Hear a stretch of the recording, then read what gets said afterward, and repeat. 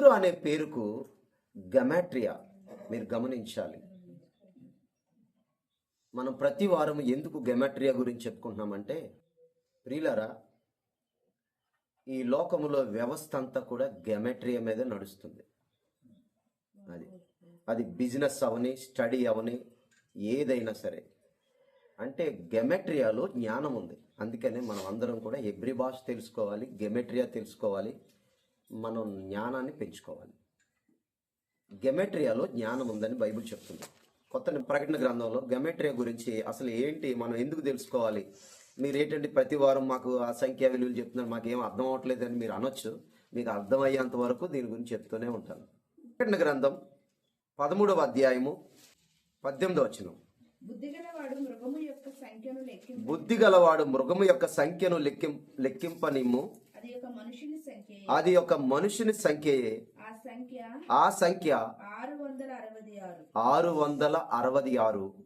ఈ 666 అనే సంఖ్యలో ఏముందట అంటే, ఆ 666 అనే గెమెట్రియా ఎవరి పేరును వస్తుందో అతడే మృగము, అతడే ప్రపంచాన్ని పరిపాలన చేస్తాడు, ప్రపంచములో అనేక మందిని హింస పెడతాడు అనేది ఈ 666 గమెట్రియా.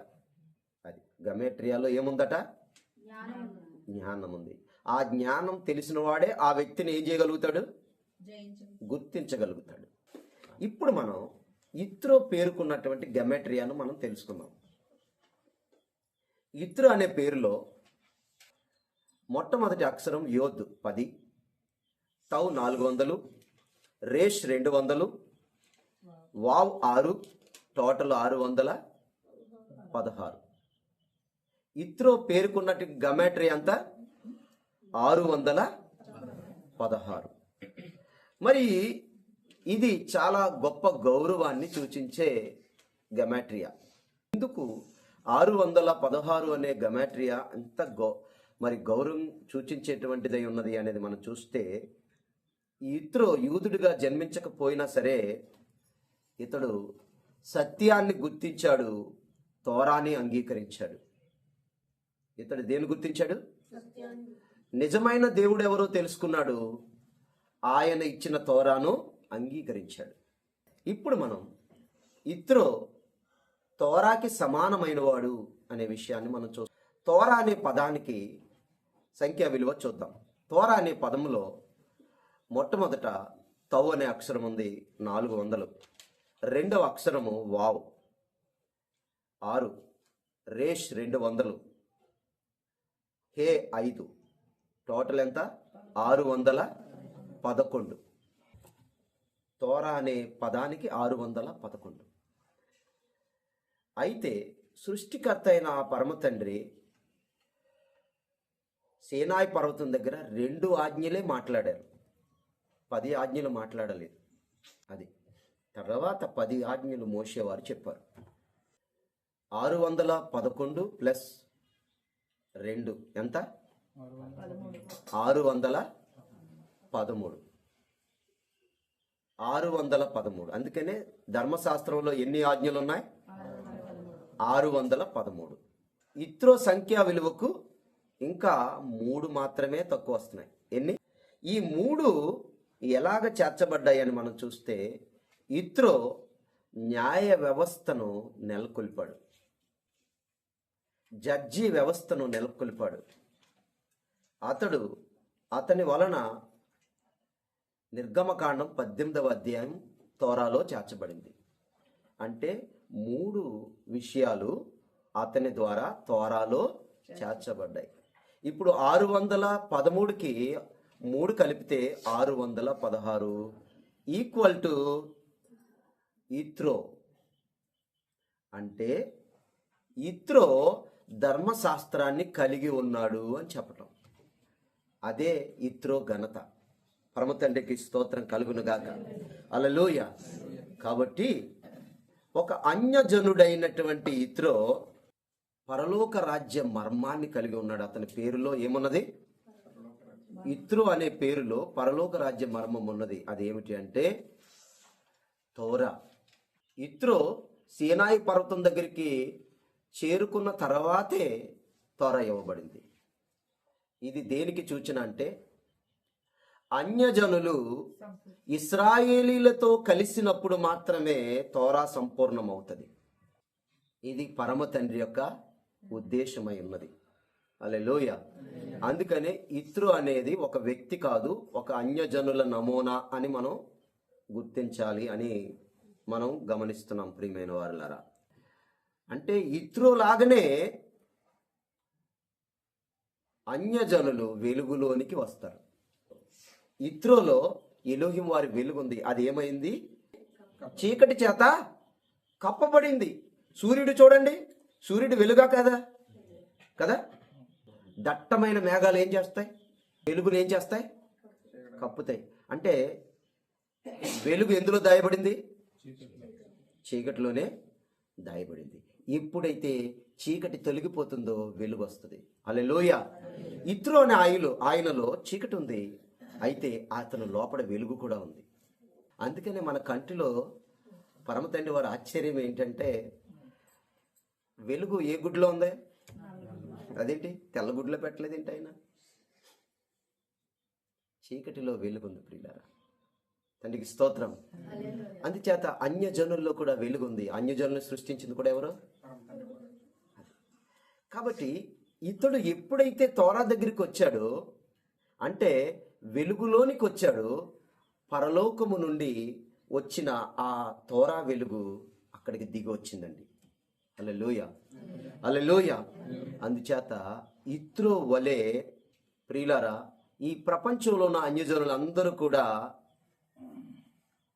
ఇశ్రాయేలు దేవుడే నిజమైన దేవుడని తెలుసుకుంటారని బైబిల్ చెప్తుంది.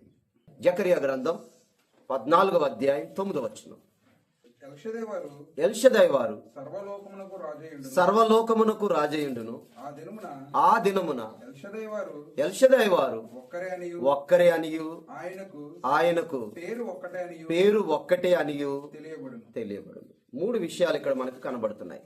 ఎలోహిం వారు అంటే ఇశ్రాయేల్ యొక్క ఎలోహిం సర్వలోకానికి రాజు. రెండవది ఆయన ఒక్కడే, అంటే అర్థం ఆయన ఒక్కడే దేవుడు అని. మూడోది ఏంటి? ఆయనకు పేర్లు కూడా ఎన్ని? ఒక్కటే అని తెలుస్తాయి.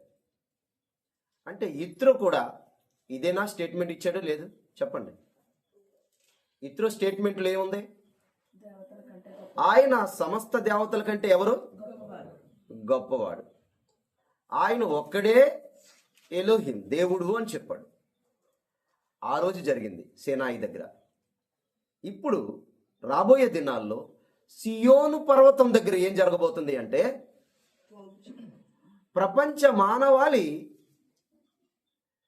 ఇజ్రాయెల్ దేవుడు ఒక్కడే నిజమైన దేవుడు అని తెలుసుకుంటారు అనేది చెప్తున్నాడు ఇక్కడ. ఎప్పుడో తెలుసా?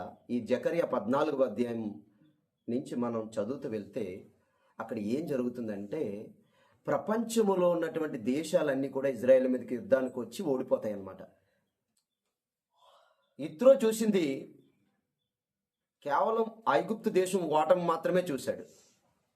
అది చూసే అతడు ఏది నమ్మాడు?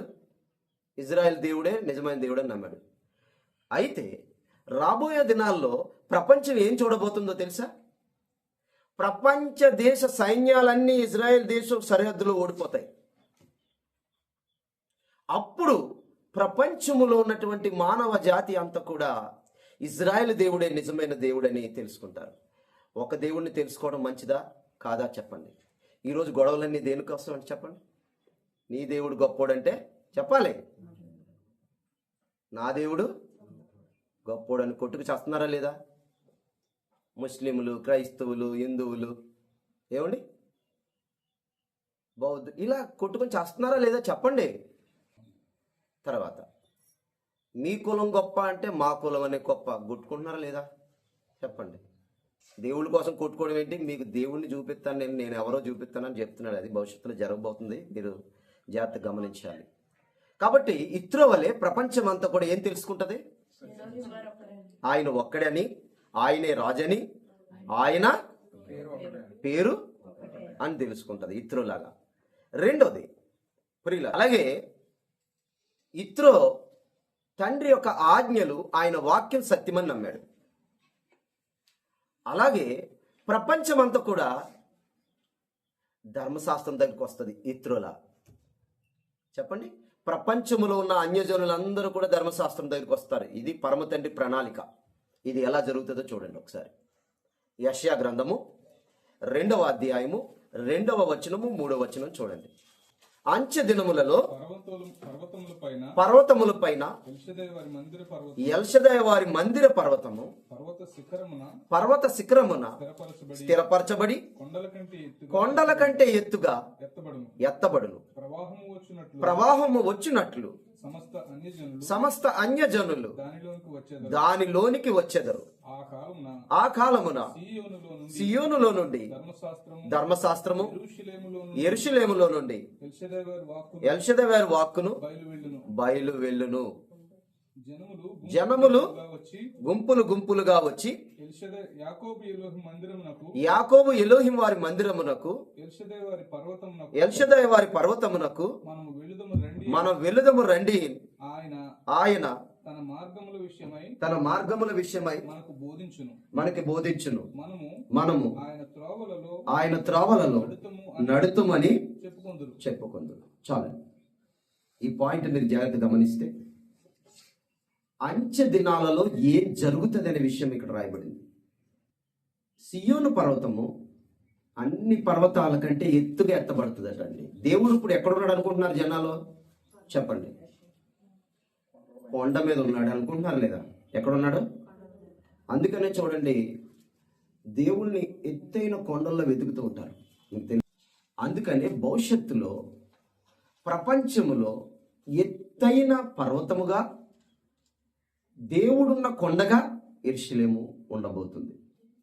హల్లెలూయా. అక్కడికి జనాలు గుంపులు గుంపులుగా వెళ్తారటండి. అక్కడ ఎందుకు వెళ్తారంటే ధర్మశాస్త్రం నేర్చుకోవడానికి వెళ్తారని రాస్తుంది. అక్కడ ఎలోహిం వారు తన మార్గముల విషయమై బోధించును. అది తోరా. ఏంటది అంటే ఇత్రో వలె ప్రపంచములో ఉన్న మానవాళి అందరూ కూడా ఏం తెలుసుకుంటారు? ధర్మశాస్త్రాన్ని తెలుసుకొని అంగీకరిస్తారు. సియోను పర్వతం దగ్గరికి వస్తారు. సియోను పర్వతం దగ్గర కన్వర్ట్ అవుతారు. యూదులుగా ఏమవుతారు? ఇత్రో వలె కన్వర్ట్ అవుతారు. తండ్రికి స్తోత్రం, హల్లెలూయా. అప్పుడు ప్రపంచం ఎలా ఉంటుందంటే ఇత్రోలా ఉంటుంది. మీరు అంటారు ఇత్రోను వదలరేటండి అంటారేమో. ఇత్రోలాగా ఉండడం అంటే అర్థము, ఇత్రోలా పరమ తండ్రి జ్ఞానముతో ప్రపంచములో ఉన్న మానవులందరూ నింపబడి ఉంటారు. యెషయా గ్రంథము 11వ అధ్యాయము 9వ వచనం. నా పరిశుద్ధ పర్వతమందంతటను ఏ మృగమును హాని చేయదు, నాశనము చేయదు.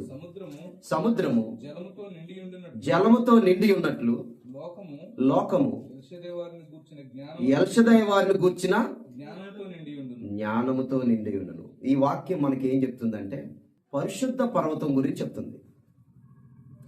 ఆ పరిశుద్ధ పర్వతమే సియోను పర్వతం. అక్కడ మృగం ఉండదటండి. అంటే సాతాను అక్కడ ఉండడు, నాశనము ఉండదు. సముద్రము జలముతో నిండి ఉన్నట్లు అని రాయబడింది. సముద్రము జలము అంటే వాక్యము. బైబిల్ చెప్పేది ఏంటంటే నీరు, వాక్యము నీరుతో పోల్చబడింది. అలాగే ధర్మశాస్త్రము జ్ఞానము అని బైబిల్ చెప్తుంది. ద్వితీయోపదేశకాండము 4వ అధ్యాయము 6వ వచనం. ఈ కట్టడలన్నిటిని మీరు గైకొని అనుసరింపవలెను. వాటిని గూర్చి విను జనముల దృష్టికి అదే మీకు జ్ఞానము, అదే మీకు వివేకం. ఏది జ్ఞానం అని ఇక్కడ రాయబడిందంటే ధర్మశాస్త్రము జ్ఞానం అని రాయబడింది. యెషయా 11:9 ఏం చెప్తుందంటే సముద్రము జలములతో నింపబడి ఉన్నట్లు ఈ ప్రపంచమంతా కూడా, లోకమంతా కూడా ఎల్షదయ వారి జ్ఞానంతో నింపబడి ఉంటుందంట. అన్యజనుడైన ఇత్రో ఎలాగైతే ధర్మశాస్త్రం అనే జ్ఞానంతో నింపబడ్డాడో, ఈ ప్రపంచంలో ఉన్న అన్యజనులందరూ కూడా ధర్మశాస్త్రమును తెలుసుకుంటారు. మెస్సీను తెలుసుకోవడంతో పాటు యెషువా మెస్సీయను తెలుసుకోవడంతో పాటు ధర్మశాస్త్రాన్ని కూడా తెలుసుకుంటారు.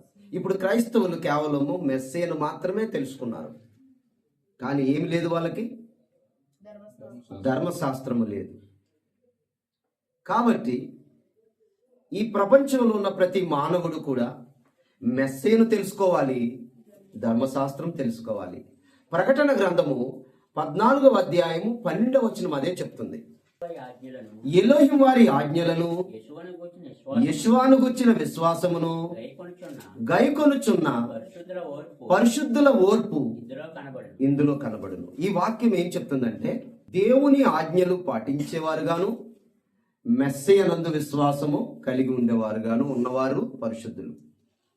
అంటే పరిశుద్ధులు అనేవారు ఏం చేయాలంటే దేవుని యొక్క ధర్మశాస్త్రాన్ని పాటించాలి, మెస్సీయను విశ్వసించాలి. అప్పుడు వాళ్ళు ఏమవుతారు? పరిశుద్ధులు అవుతారు. అప్పుడు పరలోకపు వారసులు అవుతారు. కనుక రాబోయే దినాలలో